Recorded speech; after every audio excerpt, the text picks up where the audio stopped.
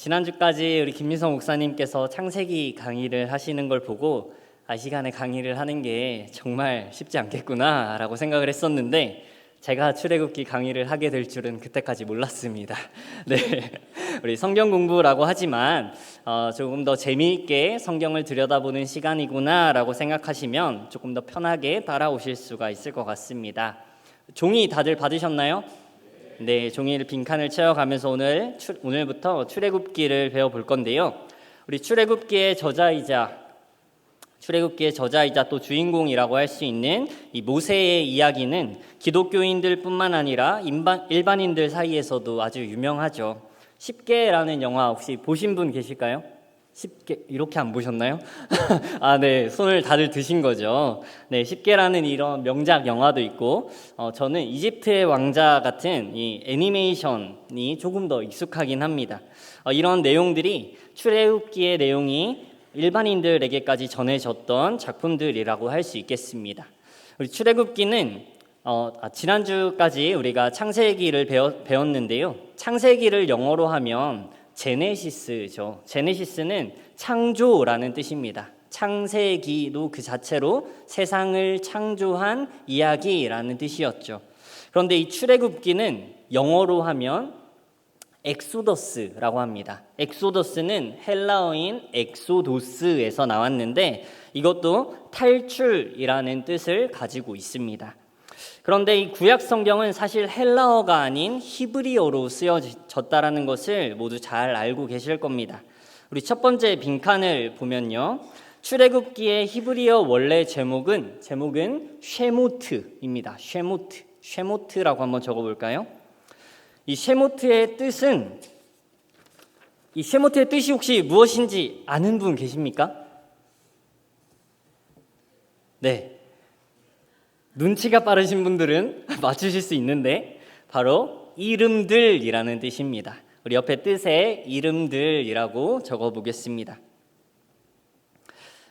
신약 시대에 성경을 발견한 사람들은 이 책의 이름을 출애굽기, 이집트에서 탈출하는 이야기에 초점을 맞추어서 이름을 탈출기라고 지었었지만 정작 출애굽기를 쓴 이 모세는 쉐모트, 이름들이라는 제목으로 이 책의 이름을 붙였던 겁니다. 왜 그랬는지 궁금하지 않으신가요? 저만 궁금한가요? 오늘은 출애굽기의 첫 시간으로서 출애굽기가 왜 히브리어로는 이름들이라는 제목으로 붙여졌는지를 알아보고 출애굽기의 배경이 되는 당시 상황들을 살펴보면서 출애굽기의 전체 개론적인 부분을 다뤄보려고 합니다. 먼저 출애굽기를 보기 전에 한 장만 앞으로 가봅시다. 창세기는 50장의 말씀으로 이루어져 있는데 그 끝은 이렇게 마무리됩니다. 우리 창세기 50장 26절의 말씀을 함께 읽겠습니다. 요셉이 110세의 죽음에 그들이 그의 몸에 향 재료를 넣고 애굽에서 입관하였더라. 아멘. 창세기의 마지막을 보면요. 요셉이 애굽의 총리가 되어 이 가뭄과 기근을 피해 애굽으로 내려온 야곱의 가족들을 모두 맞이하는 장면이 묘사됩니다. 그리고 그곳에 정착하게 된 아브라함의 자손들, 이스라엘 민족들은 애굽의 터전을 잡고 살아가게 되죠. 그리고 이제 종이 한 장만 넘기면 출애굽기가 시작됩니다. 하지만 우리가 간과하면 안 되는 사실이 하나 있습니다. 성경에서는 비록 종이 한 장 차이지만 요셉이 죽은 이후에 출애굽기 1장이 시작될 때까지 얼마나 많은 시간이 흘렀는지를 우리는 알 필요가 있습니다. 요셉이 죽고 출애굽기가 시작되기까지 몇 년의 시간쯤이 지났을 것 같나요? 한번 예상해 보십시오.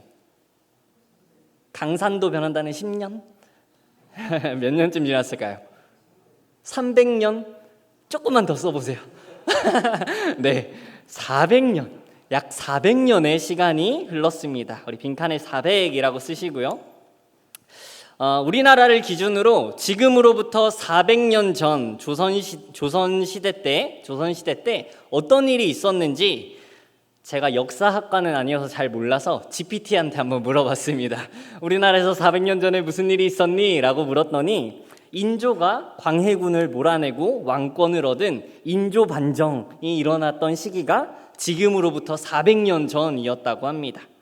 이렇게 많은 시간, 조선시대부터 지금 우리가 살아가는 현대까지의 흐르는 시간만큼 이 창세기의 마지막과 출애굽기의 시작 사이에 이 틈이 있다라는 것을 우리가 인식하고 출애굽기를 읽을 때에 우리가 조금 더 생생하게 출애굽기의 현장 속으로 들어가 볼 수 있겠습니다. 자, 그러면 이 창세기와 출애굽기 사이에 400년 동안에 도대체 이집트 땅에 어떤 일들이 있었기에 이스라엘 민족은 이집트의 노예가 되어버렸을까요? 이 시간을 역사적으로 이해하면 왜 이스라엘 민족이 이집트의 노예 신분으로 전락할 수밖에 없었는지를 자세히 알 수 있습니다. 여기 당시 이집트 지도를 가지고 왔습니다. 먼저 이집트의 지형을 우리가 이해할 필요가 있는데요. 남북으로 길게 나일강이 흐르고 있고 또 오른쪽에는 홍해가 있습니다. 그리고 이집트의 위로는 지중해 바다가 연결되어 있죠. 이집트는 크게 상이집트와 하이집트로 나눌 수 있는데요. 회색 글씨 보이시나요? 중앙부쯤에 상이집트, 또 위에 보면 하이집트가 있습니다. 나일강이 우리가 보는 이 지도에서 아래에서 윗방향으로 흐르고 있기 때문에 아랫지역, 나일강의 상류 지역이 상이집트고 하류 지역이 하이집트로 불리게 되었습니다. 먼저 창세기의 마지막 부분에서 요셉이 이집트의 총리가 되었던 이때는 이집트의 힉소스 왕조 때였습니다. 우리 힉소스, 오른쪽 지도에 보면 까만 글씨로 중앙에 힉소스라고 적혀 있죠. 우리 처음 빈칸 요셉 시절의 왕조에 힉소스 왕조라고 적으시면 되겠습니다. 이 힉소스족은요, 사실 이 이집트를 원래 지배하고 있던 이집트의 토종 민족이 아니었습니다. 기원전 16세기, 17세기쯤에 가나안 지역으로부터 유입된 셈족 계열의 유목민들이었는데요. 이들은 강력한 전차와 또 활을 이용해서 하이집트 지역을 정복하고 그곳에 이집트 제15왕조를 세우게 되었습니다. 이 힉소스족은 이스라엘 족속과 같은 셈족 계열이었어요. 같은 계열의 민족이었어요. 그래서 요셉과 그 가족들은 이 힉소스 왕조 시대 때에 고센 땅, 지금 보시면 저 아바리스라고 적힌 곳, 기자라고 적힌 곳, 저쪽이 아주 풍토한 땅이거든요. 삼각주 지형으로 아주 농사가 잘 되는 좋은 땅입니다. 저곳이 고센인데 저곳에 정착하여 뿌리를 내리며 살아갈 터전을 손쉽게 마련할 수 있었던 것이죠. 그런데 이 문제는 상이집트를 지배하고 있던 본토인들, 그 중에서 아흐모세 1세라는 인물이 권력을 떨치면서부터 시작되었습니다. 테베라는 곳을 점령하고 있던 이 상이집트 사람들이, 이 본토인들이 힉소스인들과 이스라엘 민족들이 공생하고 있던 하이집트 지역으로 밀고 내려오는 바람에 힉소스 왕조가 무너지고 본토인들의 새로운 왕조가 시작되었습니다. 이것이 이집트의 제18왕조의 시작입니다. 우리 상이집트의 새 왕조의 제18이라고 쓰시면 되겠습니다. 성경에서도 이 역사적인 사건에 대해 기록하고 있는데요. 이렇게 기록하고 있습니다. 우리 함께 읽겠습니다. 요셉을 알지 못하는 새 왕이 일어나 애굽을 다스리더니, 이 말씀은 단순히 400년의 시간이 흘러서 요셉이 누군지 모르는 새로운 왕이 세워졌다 정도로 우리가 이해하는 것이 아니라 기존의 이스라엘 민족들과 우호적인 관계를 맺고 있던 힉소스 왕조가 무너지고 완전히 새로운 왕조가 생겨났다. 그래서 이제 더 이상 이스라엘 백성들이 설 곳이 없어졌다라고 이해해야 올바른 해석이라는 겁니다. 이제 출애굽기가 시작될 때에는 이집트의 제19왕조, 제20왕조인 람세스 왕조 시대로 접어들었습니다. 이 400년 동안에 이스라엘 본토인들이 완전히 모든 이집트 땅을 지배해 버렸습니다. 그래서 이스라엘 민족들에게는 원래 본토인들에게 이스라엘 민족은 그저 이방인이자 나그네에 불과했던 것이죠. 람세스 왕조는요, 이집트 제국의 번영기로 불립니다. 그래서 특히 수많은 토목 건설을 했던 것으로 유명하고 그 많은 기록들이 남아 있는데요. 성경에도 동일한 역사적 근거와 기록이 또 남아 있습니다. 우리 11절 말씀을 함께 읽어보겠습니다. 시작. 감독들을 그들 위에 세우고 그들에게 무거운 짐을 지워 괴롭게 하여 그들에게 바로를 위하여 국고성 비돔과 람셋을 건축하게 하니라. 아멘. 실제로 이 람세스 왕조 시대 때 비돔과 람셋이라는 국고성이 건축되었다라는 것을 많은 역사적 사실에서 확인할 수 있습니다. 네, 이 벽화는 람세스 왕조 시절에 노예들을 부리고 있는 이집트 관원들의 모습을 새긴 것입니다. 돌에 새긴 것입니다. 잘 보이실지 모르겠는데요. 이집트 관리들의 모습과 노예들의 얼굴 생김새가 전혀 다르게 생겼다라는 것을 발견할 수 있습니다. 다르게 생겼죠. 네. 그래서 많은 학자들은 이를 두고 이집트인들이 노예로 부렸던 민족이 이집트인이 아니라 타 민족이었다라는 것을 말해주는 벽화다라고 증거로 제시하고 있습니다.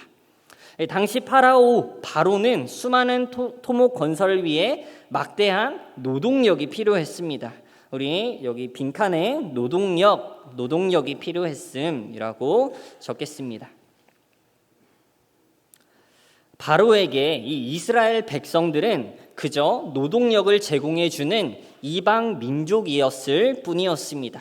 그렇기에 바로에게 이스라엘 백성들은 이름이 필요 없는 존재들이었던 것이죠. 조선시대에도 옛날에도 종들을 부를 때 개똥아, 소똥아, 말똥아, 똥이란 똥 이름은 다 붙여서 막 그렇게 불렀지 않습니까? 그게 그 사람의 인격을 존중해서가 아니라 얘를 뭐라고 부르긴 해야 되겠는데 아무 이름 없이 뜻 없이 그냥 부르기 위함이었던 것이죠.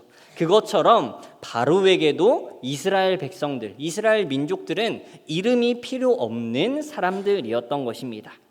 여러분, 하지만 하나님은 달랐습니다. 출애굽기 1장 1절, 오늘의 이 본문 말씀 우리가 다시 한번 읽어보겠습니다. 시작. 야곱과 함께 각각 자기 가족을 데리고 애굽에 이른 이스라엘의 아들들의 이름은 이러하니. 아멘. 하나님께서는 모세를 통해 출애굽기를 써내려 가시며 그 시작에 이스라엘 민족의 이름들을 기록하게 하셨습니다.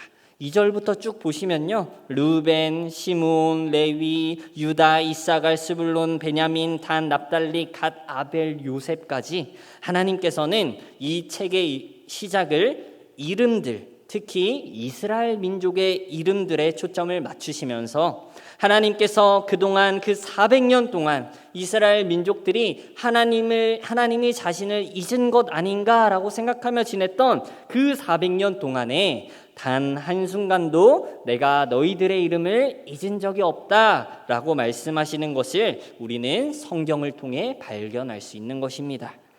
하나님은 이스라엘 백성들의 신음소리를 들으시며 그들의 이름 하나하나를 부르고 계셨습니다.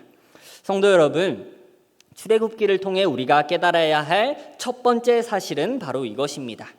세상은 우리의 존재를 인정해 주지 않고 그저 수많은 사람들 중 한 명으로 대하지만 하나님께서는 오늘 나의 이름을 부르신다는 것을 기억하시길 바랍니다. 성경 말씀은 하나님의 백성 모두에게 주시는 말씀도 맞지만 바로 나에게 주시는 하나님의 말씀이라는 이 놀라운 진리를 깨달으시길 축복합니다. 이제 본격적으로 출애굽기 개관으로 한번 들어가 보겠습니다. 출애굽기의 저자는 모세라고 잘 알려져 있지요.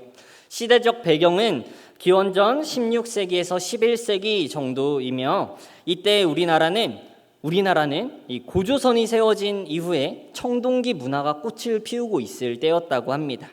그렇게 생각해 보면 이 출애굽기가 쓰여진 당시 이집트가 얼마나 대단한 나라였는지를 다시 한번 생각해 볼 수 있습니다. 출애굽기는 40장으로 이루어져 있는데요, 크게 세 부분으로 나누어 보았습니다. 먼저 1장에서 18장까지는 구원을 주제로 빈칸에 구원이라고 쓰시면 되겠습니다. 또 19장부터 24장까지는 율법을 주제로, 그리고 25장부터 마지막 40장까지는 성막을 주제로 볼 수 있습니다. 이제 우리가 각 1주씩 총 3주간 이 출애굽기를 공부해 볼 건데요. 앞으로 배울 내용들을 간단히 소개하자면 먼저 1장부터 18장까지는 이스라엘의 이집트 탈출을 그리고 있습니다. 이스라엘 백성들이 400년 동안 애굽에서 살았다라는 것은 단순히 거기 거주했다라는 뜻이 아닙니다. 애굽의 법, 애굽의 음식, 애굽의 신들에게까지 완전히 젖어 있었다라는 뜻이지요. 이집트의 수많은 신전 중 하나인 아부심벨 신전 사진입니다. 크기가 어떨지 상상이 가시나요? 저 조각상, 저 큰 조각상들이 약 10층의 아파트 크기라고 합니다. 어마어마하죠. 이런 신들과 이들의 신전, 그들의 문화 속에서 살고 있던 이스라엘 백성들을 탈출시키기 위해서 하나님께서는 10가지 재앙을 이집트에 내리셨습니다. 이 10가지 재앙은 단순하게 하나님을 두려워하게 만들려는 목적이었다기보다 애굽 사람들이 신이라고 믿고 있던 나일강, 개구리, 태양 같은 것들을 하나하나 무너뜨리시면서 애굽이라는 시스템이 얼마나 허무한지를 바로와 또 이스라엘 민족에게까지 보여주셨던 사건입니다. 그리고 이어서 출애굽기의 클라이막스인 홍해를 건너는 장면까지 우리 18장까지의 내용을 살펴보려고 합니다. 또 출애굽기 19장부터는 완전히 새로운 국면을 맞이하는데요. 이스라엘 백성들이 홍해를 건너며 지긋지긋했던 노예 생활에서 벗어났지만 이때부터 새로운 문제를 맞닥뜨렸습니다. 당시에 가장 화려하고 발전되었던 문명, 이 이집트 문명에서 살다가 한순간 광야라는 아무것도 없는 곳에 툭 던져진 백성들을 생각해 보십시오. 그들 눈앞에 보이는 것은 그저 이렇게 끝없는 광야뿐이었습니다. 이제 이 사람들이 어떻게 살아가야 할까? 모세와 함께 출애굽한 이 사람들의 숫자는 남녀노소를 합쳐서 대략 200만 명 정도 되었다라고 말하는데, 이 수많은 사람들이 함께 살아가기 위해서 가장 먼저 필요했던 것은 규칙이었습니다. 그래서 19장부터 24장까지는 하나님께서 이들에게 새로운 삶의 기준을 주시지요. 이게 바로 우리가 잘 아는 십계명입니다. 법이라고 하면 무조건 금지하는 것만 있다라고 생각하실 수 있겠지만 사실 이것은 한 국가가 시작되기 위한 국가의 헌법 제정과 같은 것이었습니다. 이제 너희는 애굽의 노예가 아니라 내 백성이니까 이제부터는 이렇게 품격 있도록 살아가야 해라고 하나님께서 가이드라인을 정해주셨던 것이지요. 시내산 언약을 맺은 후 또 25절부터 40장, 25장부터 40장까지는 읽어보신 분들은 아실만한 지루한 내용들이 이어집니다. 조각목으로 뭘 만들고 금으로 고리를 만들고 어쩌고 저쩌고 하나님께서 말씀하는 장면이시죠. 성막의 설계도가 나오는 장면입니다. 그런데 여러분, 이 부분의 핵심은 재료가 아닙니다. 저도 예전에 신대원에서 공부하다가 도대체 조각목이 뭘까라고 이렇게 검색하다 보니까 조각목 가격 막 이런 게 이제 연관 검색어에 이렇게 뜨더라고요. 그 조각목은 얼마나 비싸고 금은 또 얼마나 비싸고 이런 거에 우리가 집중할 것이 아니라 하나님께서 성막의 설계도를 알려주신 것의 핵심은 무엇이냐? 그것은 바로 하나님께서 어디에 계시는가라는 것입니다. 당시 고대 사람들, 특히 이집트의 사람들은 신은 저 멀리 하늘에 있다거나 아주 거대하고 웅장한 신전에 있다고 생각했습니다. 그런데 하나님께서는 내가 너희가 사는 텐트 한가운데에 내 텐트를 치겠다라고 말씀하셨습니다. 그게 바로 성막이지요. 우주 만물을 만드신 분이 이스라엘 백성들과 함께 먹고 자기 위해 그 척박한 광야 한가운데로 이사 오시겠다라는 약속이었습니다. 출애굽기 40장 마지막에는 이 성막을 또 완성하고 하나님의 영광이 가득 찬 장면이 묘사되는데, 결국 하나님께서는 정말 우리의 일상 속으로 내려오셨다라는 것을 우리가 발견할 수 있는 것입니다. 출애굽기를 시작하며 400년 전 잊혀진 줄 알았던 이름들을 잊지 않고 하나하나 부르시더니 이제는 아예 그들 곁에 자리를 잡으시는 하나님의 모습으로 출애굽기가 마무리되는 것입니다. 이스라엘 민족을 향한 거룩하게 구별된 하나님의 백성들에 대한 하나님의 진심 어린 사랑을 우리가 출애굽기를 통해 발견할 수 있는 것입니다. 자, 이렇게 출애굽기의 전체 흐름에 대해서 정리를 해놓고 오늘 주제인 이름들에 다시 집중해 보고자 합니다. 우리가 이집트라고 하면 보통 이런 이미지들이 떠오르죠. 스핑크스와 또 피라미드, 나일강 주변에서 고도로 발달된 농업들이 있겠습니다. 당시에 이 이집트 문명은 세계에서 손에 꼽히는 문명이었고, 이집트는 손에 꼽히는 제국이었습니다. 이스라엘 백성들이 여기서 400년 동안 살았다라는 것은 이런 화려한 제국 시스템 안에서 살았다는 뜻이었고, 뜻이었습니다. 그런데 우리가 주목해야 될 것이 한 가지 있습니다. 이 거대한 제국을 다스리던 왕을 우리는 바로라고 부릅니다. 파라오라고 부르죠. 그런데 여러분, 출애굽기의 배경 속에 있는 이 바로가 누구인지, 그 이름이 성경 속에 나오지 않는다는 사실을 우리는 주목해 볼 필요가 있습니다. 그냥 바로라고 되어 있어요. 이 바로가 람세스 1세인지 람세스 2세인지 아멘호텝인지 우리는 그 사실을 알 수 없습니다. 성경이 기록해 놓지 않았으니까요. 이게 바로 참 흥미로운 포인트입니다. 당시 애굽 왕들은 자신의 이름을 돌에 새기는 데에 목숨을 걸었습니다. 수천 년이 지나도 사람들에게 내 이름을 기억하게 하리라 라고 말하며 거대한 석상을 만들고 또 벽돌마다 자신의 이름을 세우는 것이 이 이집트의 왕들의 문화였습니다. 그들이 권력을 떨치는 모양이었습니다. 그들은 스스로를 살아있는 신이라고 믿으면서 자신의 이름을 남기기에 혈안이었습니다. 그런데 성경은 아주 냉정합니다. 이스라엘을 그토록 괴롭히며 또 모세와 대결을 펼쳤던 그 대단한 왕의 이름을 단 한 번도 언급하지 않고 그저 바로 왕이었다라고만 기록하고 있는 것입니다. 그래서 이 고고학자들이 이 왕이 어떤 왕인지를 두고 몇백 년 동안 싸우고 있는데 그래도 어떤 왕인지를 밝혀낼 수가 없습니다. 도대체 왜 성경은 바로의 이름을 기록하지 않았었을까요?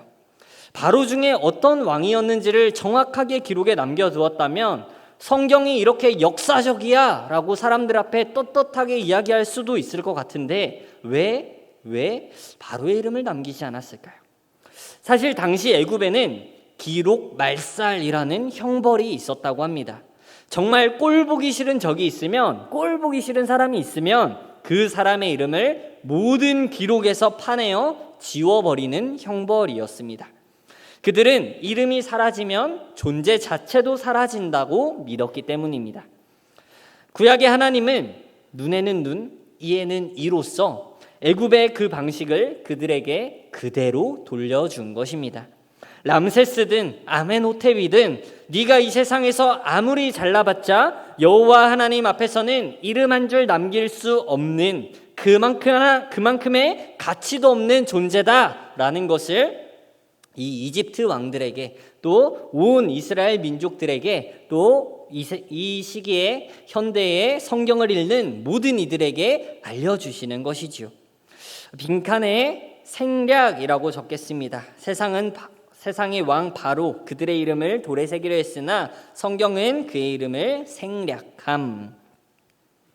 그런데 여러분, 바로와는 반대로 성경에서 그들의 이름을 명확히 남긴 자가 있습니다. 히브리 산파 시프라와 부아였습니다. 이들은 히브리 여인들의 출산을 돕다가 남자면 죽이고 여자면 살리라 라는 이 바로의 명령을 어기고 모세를 살려내었습니다. 어떻게 이런 일들을 하였을까요? 우리 출애굽기 1장 17절에 그 답이 있는데요. 함께 읽겠습니다. 그러나 산파들이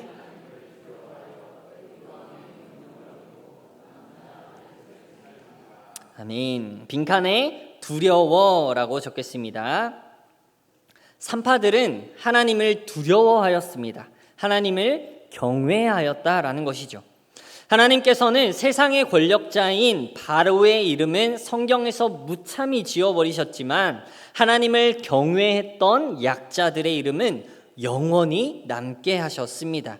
빈칸에 영원히라고 더 적겠습니다. 이것이 하나님께서 자신을 경외하는 자들을 대하는 방식인 줄 아시길 바랍니다. 우리가 하나님을 경외할 때 하나님께서는 생명책 가운데 우리의 이름을 분명히 기록해 주실 것을 믿음으로 고백하시길 바랍니다. 이렇게 남자아이들이 죽어가는 살벌한 상황 속에서 2장으로 넘어가면 드디어 모세가 등장하죠. 한 레위 지파의 가정에서 사내 아이가 태어났고 엄마가 몇 달을 숨기며 키우다가 더 이상 숨길 수 없을 때에 갈대나무에 뉘어 나일강에 아이를 띄어보냅니다. 그리고 마침 나일강에 목욕하러 나온 애굽의 공주가 그 아이를 발견하죠. 공주가 모세를 물에서 건져내고 이름을 모세라고 지어줍니다. 우리 뒷장을 넘겨보시면 빈칸이 또 있습니다.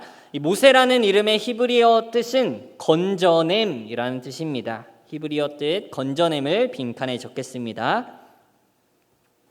그런데 여러분, 이 모세라는 이름을 지어준 사람은 애굽의 공주였죠.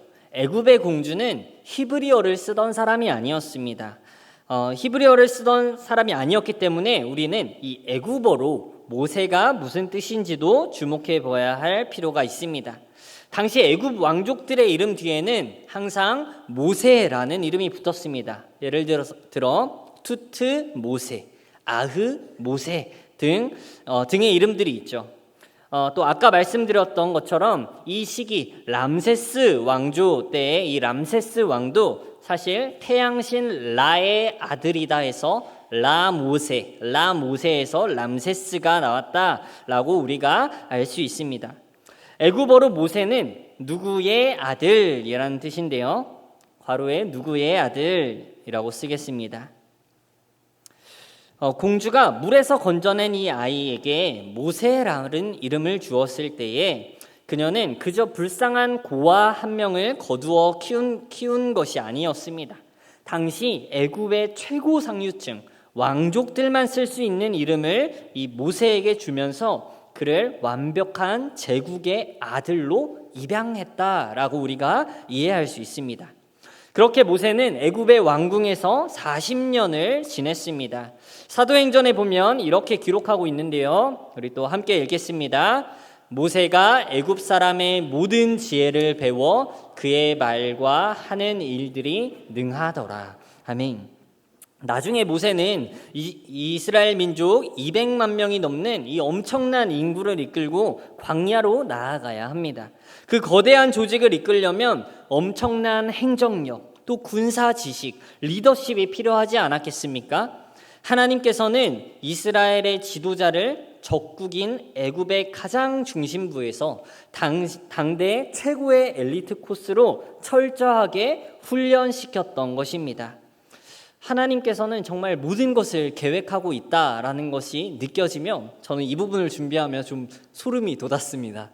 네, 우리 빈칸에 지혜라고 적으면 좋겠는데요. 하나님의 훈련 과정, 애굽 왕궁 40년은 최고의 지혜와 리더십을 배우는 엘리트 코스.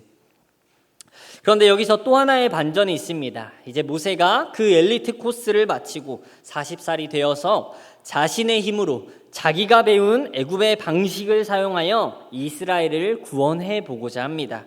애굽 관원을 쳐 죽이면서 말이죠. 그런데 결과가 어땠습니까?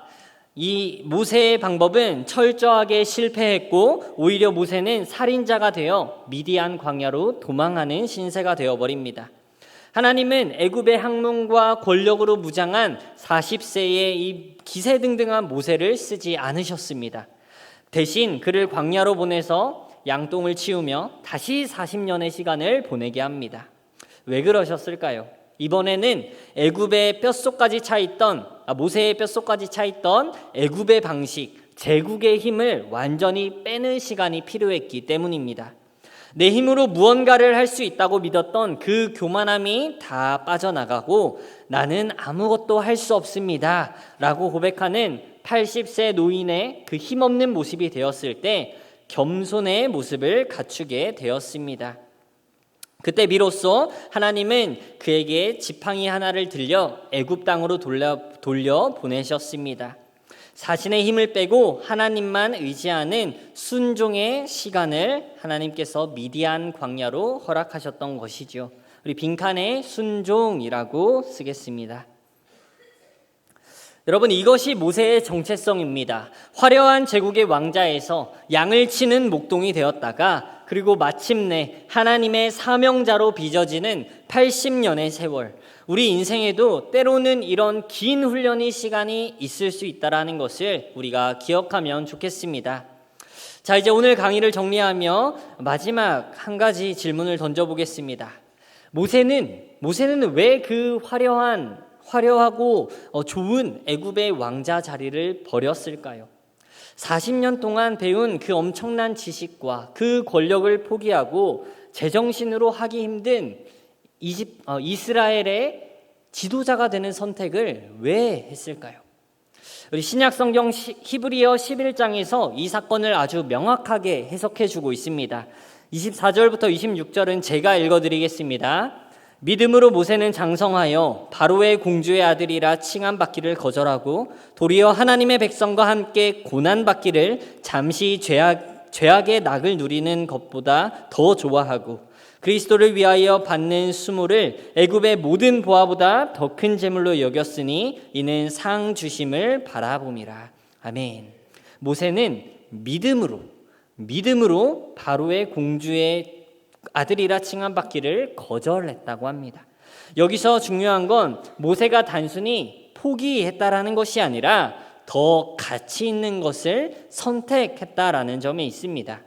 그는 모든 애굽의 보화보다 하나님의 백성과 함께 고난받는 것을 더 큰 재물로 여겼습니다. 우리 빈칸에 고난이라고 적겠습니다. 제국의 아들이 되어서 세상의 힘을 누릴 것인가, 아니면 하나님의 아들이 되어서 그분의 뜻을 따를 것인가? 모세는 이 질문에 자기 인생 전체를 걸고 답을 냈던 사람이었습니다. 오늘 하나님의 말씀을 듣는 우리 세강의 모든 성도님들께서도 이 모세가 겪었던 정체성의 고민들처럼 우리도 함께 출애굽기의 여정을 따라가며 우리의 정체성을 다시 한번 점검해 보길 원합니다. 출애굽기 40장의 큰 그림을 다시 한번 떠올려 보면 구원, 원래 속해 있던 애굽의 시스템으로부터 빠져나와서 율법, 새로운 나라의 시민으로서의 가치관을 세우고 성막, 하나님과 함께 살아가게 되는 것이었습니다. 우리도 앞으로 출애굽기를 3주간 또 살펴보며 이스라엘 백성들이 애굽을 빠져나와 하나님의 백성으로서 새로운 정체성을 확립했던 것을 보면서 우리도 하나님의 백성으로 거듭나는 시간이 되길 소망합니다. 오늘은 그 첫 단추인 서론 부분을 이름을 중심으로 다뤄보았습니다. 하나님께서는 이집트 노예 생활 400년 동안 그 침묵의 시간 동안 이스라엘 백성들의 이름을 잊지 않으셨다라는 것을 기억하십시오.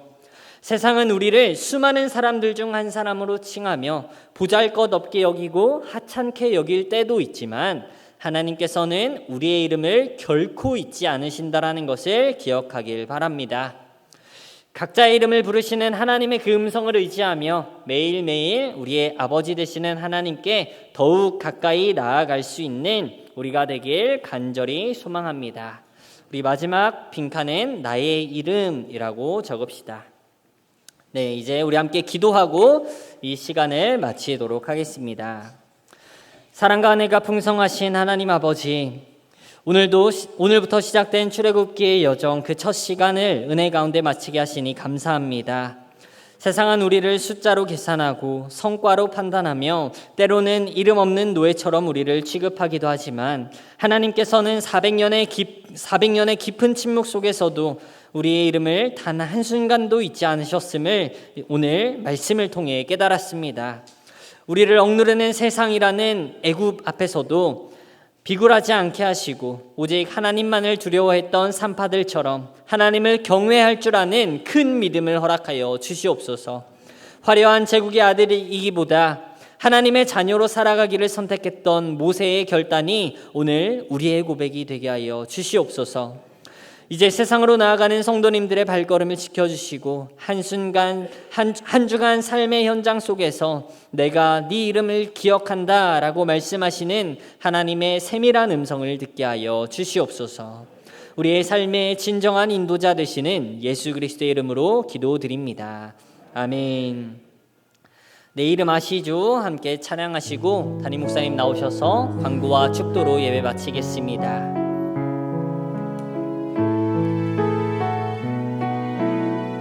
나를 지으신 주님, 나를 지으신 주님, 내 안에 계셔 처음부터 내 삶은 그 예수 내 있었죠. 그는 내 아버지, 그는 내 아버지, 난 그의 소유.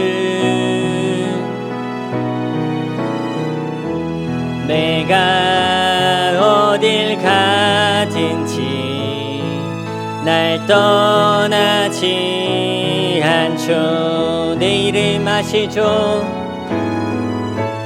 내 이름 아시죠? 내 모든 생각도 아바라 부를 때 그가 들으시. 내 이름 아시죠? 내 이름 아시죠? 내 모든 생각도 아바라 부를 때 그가 들으시죠.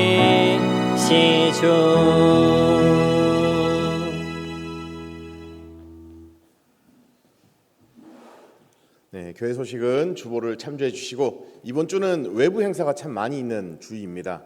화요일에는 노회, 또 목요일에는 여전도회 연합회, 금요일에는 노회체육대회, 토요일에는 거룩한 방파제. 네, 하루도 빼놓지 않고 계속 외부 일정이 있는데 우리 성도님들 계속 기도해 주시고요. 또 특별히 거룩한 방파제에 우리 다음 세대를 지키는 이 일에 많이 동참해 주시기를 바랍니다. 축도하고 예배를 마치겠습니다. 이제는 우리 주 예수 그리스도의 크신 은혜와 한이 없는 아버지 하나님의 사랑하심과 성령님의 내주 교통하심이 내 이름을 부르시는 하나님의 사랑에 감동하여 이 한 주간 주님과 동행하며 나아가는 세강의 모든 예배자들 위해 이제로부터 영원까지 함께 하시길 간절히 축원하옵나이다. 아멘.